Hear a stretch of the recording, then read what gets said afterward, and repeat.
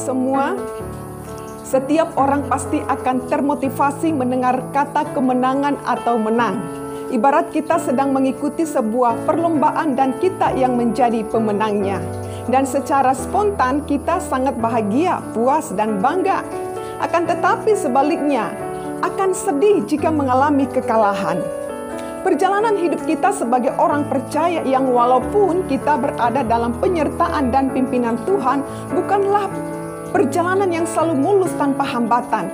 Justru sebaliknya, kita akan menghadapi yang namanya tantangan dan peperangan yang tidak mudah, bahkan jauh lebih besar. Berbagai pergumulan yang harus kita hadapi bukanlah hal yang mudah. Banyak orang yang jatuh bangun, namun terus berusaha untuk bangkit. Namun ada yang gagal, mungkin sampai menyerah. Saudaraku, selama kita masih hidup di dunia ini, kita pasti akan diperhadapkan yang namanya tantangan. Salah satu tantangan itu adalah pikiran kita atau mindset kita. Karena itu kita perlu belajar dari nasihat salah satu tokoh Alkitab kepada jemaat di Roma oleh Rasul Paulus. Dalam Roma pasal 12 ayat kedua, janganlah kamu menjadi serupa akan dunia ini, tetapi berubahlah oleh pembaharuan budimu, sehingga kamu dapat membedakan manakah kehendak Allah, apa yang baik, yang berkenan kepada Allah, dan yang sempurna. Seringkali yang kita inginkan adalah Tuhan mengubah keadaan kita, yaitu masalah, sakit, penyakit, finansial, kesedihan, dan lain-lain. Betul? Tidak masalah. Sebenarnya Tuhan lebih suka mengubah mindset atau pikiran kita, saudara. Mengapa? Karena hidup kita dikuasai oleh pikiran kita. Setiap perbuatan kita dimulai dari pikiran kita. Kalau tidak kita pikirkan, maka tidak akan kita lakukan. Saudara setiap bangun tidur di pagi hari, apa yang langsung saudara pikirkan? Kalau saudara memulainya dengan doa, itu akan memberikan pengaruh bagi saudara di sepanjang hari. Yang akan dilalui yaitu ada ketenangan, sukacita, kekuatan yang dialami di sepanjang hari. Mengapa dikatakan pikiran manusia adalah sebuah aset yang sangat penting? Karena dengan pikiran seseorang akan memikirkan, mengucapkan, dan melakukan hal-hal yang positif maupun dengan hal-hal yang negatif. Di dalam pikiran inilah peperangan rohani yang sering terjadi. Disinilah penentu kita menang atau kalah.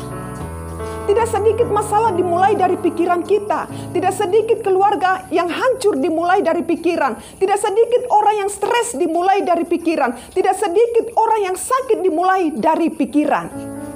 Jadi sangat penting pikiran kita ini dikendalikan oleh Kristus.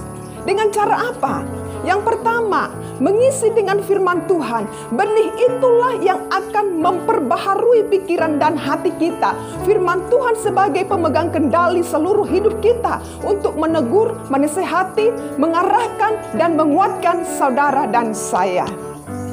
Sebuah teko yang isinya air mineral, maka akan mengeluarkan air mineral pula. Sebuah teko yang berisi kopi, maka akan mengeluarkan kopi. Demikian halnya dengan pikiran kita.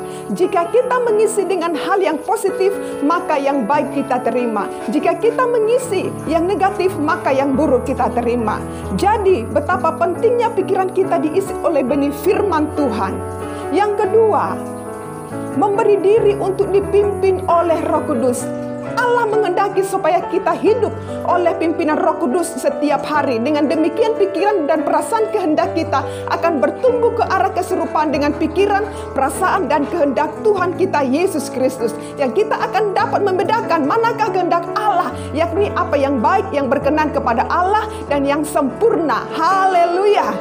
Dan pada akhirnya, dalam Filipi pasal 4 yang ke-7 berkata, damai sejahtera Allah yang melampaui segala akal akan memelihara hati dan pikiranmu di dalam Kristus Yesus. Amin. Salam sehat. God bless you.